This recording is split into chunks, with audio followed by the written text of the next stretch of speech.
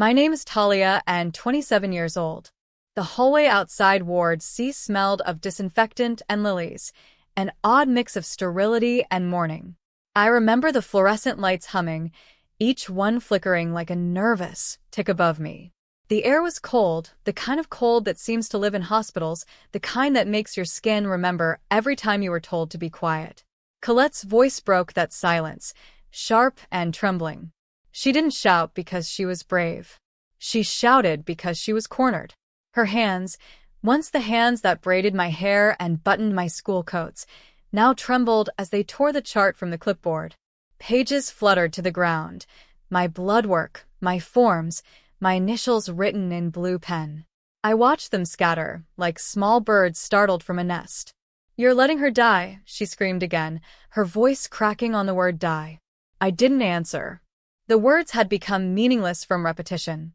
She'd said them so often that they no longer sounded like accusation, but ritual, something she repeated to convince herself she still had control. Behind her, my father, Dermot, stood motionless. He didn't touch her, didn't move to stop her.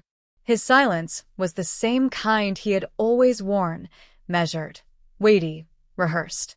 He looked at me the way a magistrate might look at a defendant who'd already been condemned. That stare had raised me more than his words ever did. And then there was Lita. Lita, the daughter, who wasn't dying fast enough to fade from their story, but just fast enough to justify everything they did. She sat on the other side of the glass partition in her hospital gown, her face pale under the soft, sterile light. She had that old, satisfied smile again, the one that told me she'd already decided how this chapter would end. I met her eyes for a moment, and she tilted her head slightly, as if to say, "You were always just a placeholder." I did not cry. Not then. I had learned long ago that tears only made me the villain in her story. So I knelt, calm and deliberate, gathering the torn pages one by one. Each paper felt fragile, but their ink was still sharp. Dates, numbers, signatures, proof. And proof, I reminded myself, mattered more than pity. The nurses had frozen in place, unsure which side of the family storm they were meant to calm. One of them whispered my name, Talia, as if it might soften something. It didn't. I gathered the last page, straightened them into a neat pile, and slid the bent clip back into place. I looked up then. Colette's face was flushed, her breath ragged. She was clutching the shredded edge of the folder like it had betrayed her. "You could save her," she hissed, her voice low now, almost pleading. "I can't," I said simply. My voice came out steady. Too steady, maybe. She took it as defiance, not fact. But I had already known the truth for months. Still, in that moment, I saw the shape of what she had hoped for. She wanted me to step forward, to confess some guilt that would make her feel righteous again. She wanted me to say I'd failed Lita. But there was no failure in truth. There was only exposure. The corridor door opened and closed with a soft pneumatic sigh.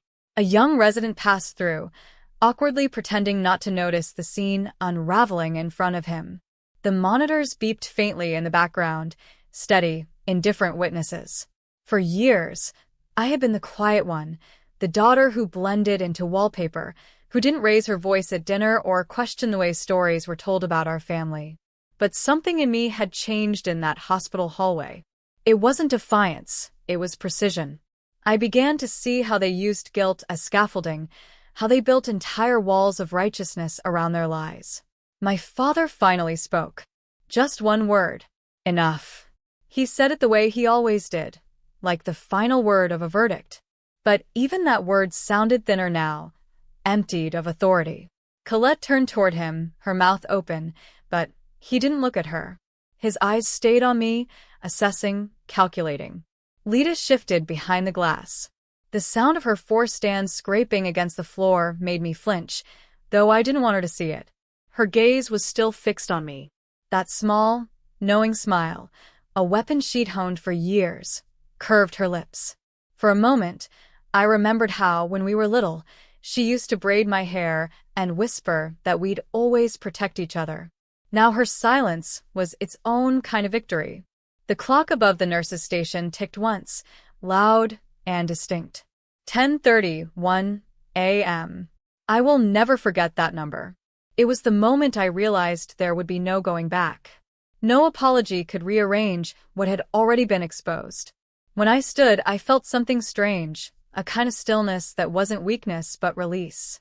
Colette's breathing slowed, her anger receding into disbelief. Dermot turned away. Lita's smile faltered. And I held the chart tight in my hands, the edges cutting slightly into my palm. Proof mattered more than pity. It became a mantra in my mind as I walked away from them, the papers pressed close to my chest. Outside, the rain had begun to fall against the long hospital windows. The light was gray, but clean. Somewhere, a child was crying in another room. Life was still happening, ordinary and cruel and beautiful, all at once. I took a deep breath. The air stung my throat, sharp and antiseptic. My reflection appeared faintly in the glass, tired eyes, trembling fingers, but still standing. That was the moment the old story ended, and mine began. The truth didn't arrive in a thunderclap. It came in a thin white envelope, slipped under my door one cold Tuesday morning. I remember the sound it made when it landed. Soft, almost apologetic. The kind of sound paper makes when it knows it carries ruin. I had been expecting it, yet when I saw my name printed neatly across the front, my fingers went still. I sat at the kitchen table for a long time before opening it. The kettle hissed, steam curling into the morning air, and the city outside moved with its usual rhythm. Buses braking, doors slamming, birds arguing over crumbs. Everything ordinary. Everything cruelly unchanged. Inside me, though, there was a quiet storm. When I finally unfolded the letter, my eyes didn't go to the words first. They went to the signature. Dr. Nolan's name in blue ink, her handwriting steady and clinical. Not a match. That was all it said in the summary line. Beneath, the sentence that would rearrange my existence. You're not biologically related. 6 words that felt both surgical and final. I remember how my breath faltered, how the paper trembled in my hands. It wasn't grief exactly. It was the realization that everything I had been taught to believe about belonging, about love, had been shaped on borrowed truth. I waited for the tears to come, but they didn't. Instead, something else filled the silence, a strange steadiness, like the eye of a storm passing directly over me. Dr. Nolan had said the words gently that day in her office, her tone careful, like someone carrying glass. I could still hear her voice echoing through that beige consultation room. "Talia, I'm so sorry," she had said, pausing between each word, as though giving me permission to breathe. But I had already known. I had seen the unease in Colette's face weeks earlier, the sudden hush whenever I entered a room, the way her stories about Lita's illness became more dramatic the closer I looked. The registry letter in my hands confirmed what I had sensed. The date stamped clearly at the top showed that Colette had received her copy before me, days before, in fact. She had known, and she had chosen silence. That silence was its own betrayal. It told me she hadn't been caught off guard by truth. She'd been waiting to bury it. When I went through the hospital records later, everything fell into place too neatly. There it was, a second file, one I had never signed, never seen. The power of attorney document, stamped with my name in a signature that looked almost right but not quite. The loops in the T were wrong. The tilt of the letters leaned the way Colette's handwriting always did, precise and theatrical. It was her hand, pretending to be mine. I sat at my desk, the afternoon light cold and unkind, and stared at the forged signature. My name but not my will. My permission but not my voice. I felt a kind of clean anger rising, one that didn't scream, didn't beg, just understood. It was the anger of recognition, of knowing that the people who raised you could also erase you if it suited their story. I took each file, one by one, and began to make copies. The sound of the printer echoed like a heartbeat, steady, mechanical, certain. Each page slid out warm and fresh, ink still damp. The truth multiplied in triplicate. I stamped them, dated them, signed them again. This time, my real signature, small, deliberate, unshakable. That night I called Priya. My voice didn't tremble when I told her everything. She was quiet for a long moment before saying, "You have to report this." Priya worked in compliance at another hospital. She understood what it meant to handle evidence, to hold the line between ethics and convenience. I trusted her the way I didn't trust anyone else anymore. She came over the next morning, her dark hair tied back, laptop under her arm, eyes sharp with purpose. We sat on my living room floor, surrounded by documents, post-its, and the smell of burnt coffee. She read everything twice. When she reached the forged consent form, she exhaled slowly. "They can't hide this," she said. I nodded. But beneath that nod was exhaustion. Because part of me knew that even when you hold the proof, people will still believe the prettier lie. Together, we prepared the file for submission to the hospital's ethics board. Priya formatted everything, labeled it meticulously. Subject: unauthorized use of genetic material, patient file #337A. Her professionalism gave me courage. Before she hit send, she looked at me once. "Are you ready?" "I have to be," I said. The email went out at 2:14 p.m. I remember because the clock on the wall had a faint crack through the number 2, a line like lightning frozen in glass. After it was done, we sat there in silence, the hum of the laptop fan filling the room. The truth had left my hands. There was no taking it back. That night, I couldn't sleep. I lay awake listening to the rain against the window, the rhythm of it like a confession whispered over and over. I thought about Colette opening her mailbox, about Dermot pretending not to understand, about Lita in her hospital bed, still smiling, maybe, unaware that her insurance policy had expired. But beneath the fatigue, beneath the ache of betrayal, something else lived quietly: relief. Not joy, not vindication, just the calm that comes when truth finally has a voice, even if it trembles. I knew then that this was only the beginning. Proof had been planted. The lies would have to face the light. And though my hands shook, my resolve did not. The morning of the ceremony felt unreal, like watching someone else's life from behind frosted glass. The corridors of St. Brigid's gleamed unnaturally clean, lined with posters about compassion and care. The hospital's logo shone in gold foil above the main atrium, where rows of folding chairs had been arranged in perfect symmetry. A podium waited at the front, flanked by bouquets and cameras. The air smelled faintly of lilies, again, the same flowers they always brought to disguise the scent of truth. They called it the gratitude ceremony.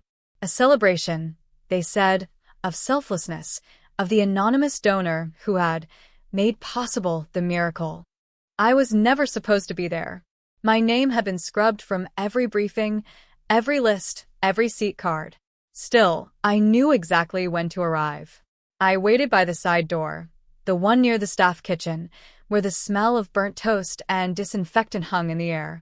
My coat pockets were heavy with papers, too, folded carefully, the registry letter and the forged consent form. Proof, cold and unromantic, but pure. Through the crack of the door, I could see them. Colette, radiant in navy blue, her smile shaped like redemption.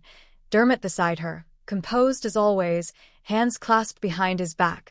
Lita, thin and fragile, wrapped in a shawl that made her look smaller than she was.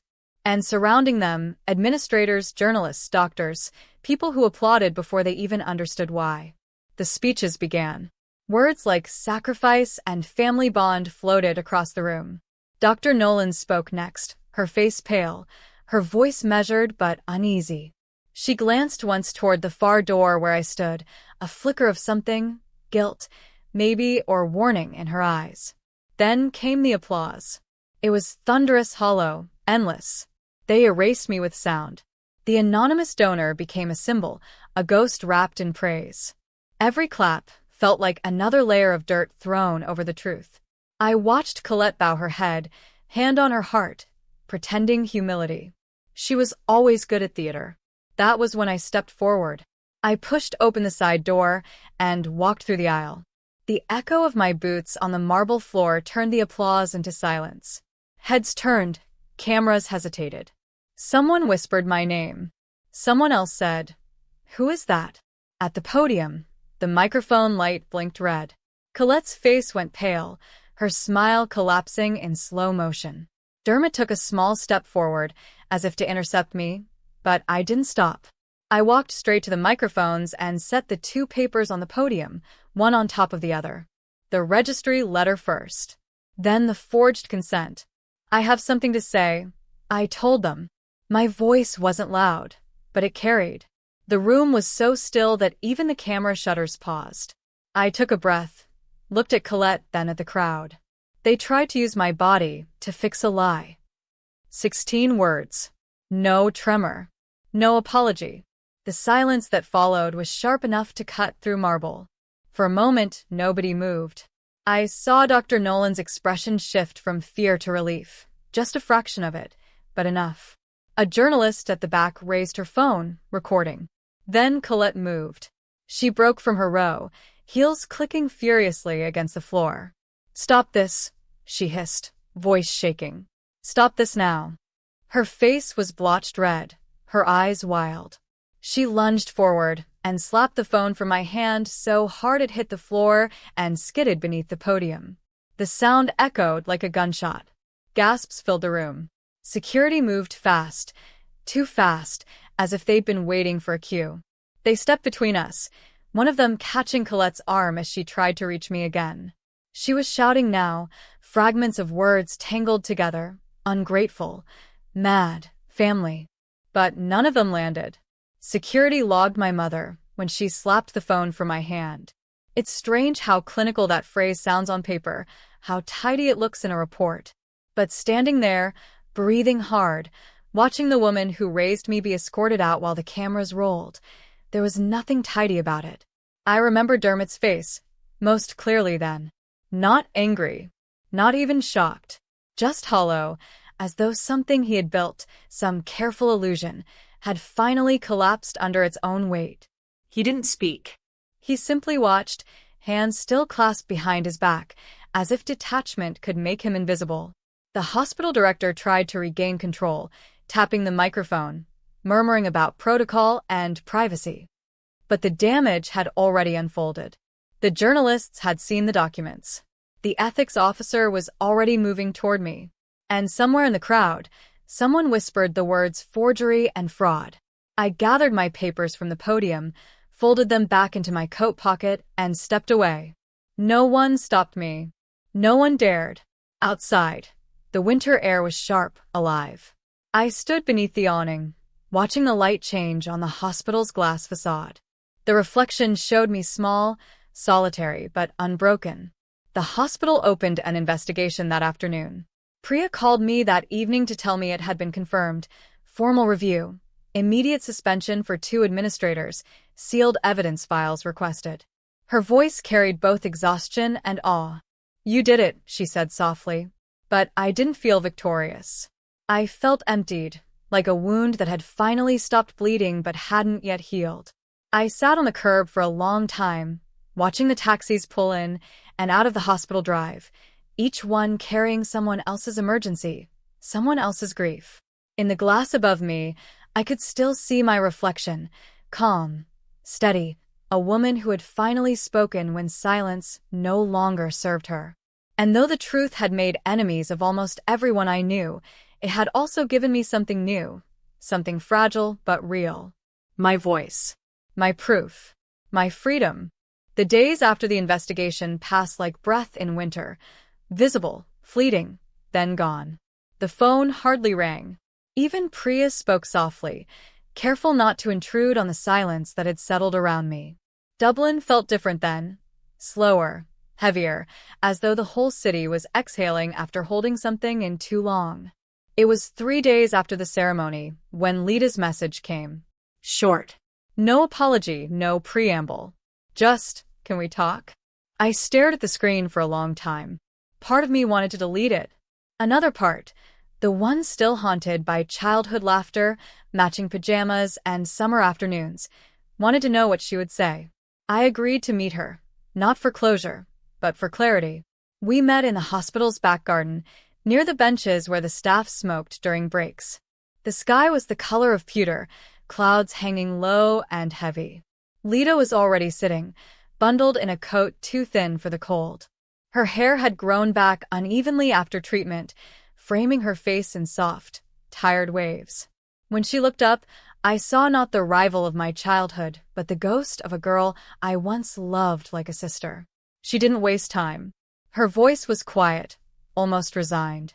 "They kept you as an insurance policy," she said. It was not an accusation. It was confession. The words hung in the air between us, fragile and final. I felt no shock, only confirmation, like hearing a truth I had already carried for years. "I know," I said. "And I think you did too." Lida's eyes filled, not with tears, but with shame. "I wanted to tell you," she whispered, "but they said it would destroy everything." I nodded slowly. "It did anyway." There was a long silence after that. The wind moved through the bare branches above us, scattering a few pale leaves across the path. I realized then how tired I was of surviving, of constantly being reduced to a role someone else wrote for me: donor, daughter, liability. "I don't want to survive like this," I told her. "I want something better than survival." She looked at me, startled, as if she hadn't expected me to still have the strength to want anything at all. But I did. Wanting was the proof that I was still alive, still mine. I stood, adjusted my scarf, and said quietly, "Goodbye, Lida." She reached out, but I didn't take her hand. I left without goodbye, because sometimes the only way to end a story is to stop reading it aloud. That evening, I walked through the city until I found a second-hand shop near the river. In the window hung a simple wool coat, beige, with worn buttons. It cost €34. I tried it on. It was warm, heavier than it looked. I paid in cash. It felt like a small act of ownership, the first in a long time. Back home, I filed my statement formally through the court portal. Each document uploaded, time-stamped, sealed. Temporary orders granted. The words appeared in bold, clinical font. No contact. No control. When the confirmation email came through, I sat at my desk and let the quiet settle around me like snowfall. A week later, I went to a small community garden tucked behind a library in Dublin.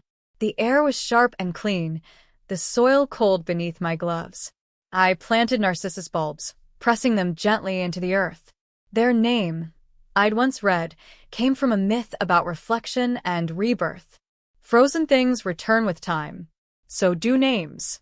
Mine stayed. My story did too. And in that stillness, beneath the pale November sky, I finally understood. Freedom doesn't always begin with a shout. Sometimes it begins with a quiet seed buried in cold earth, waiting for spring.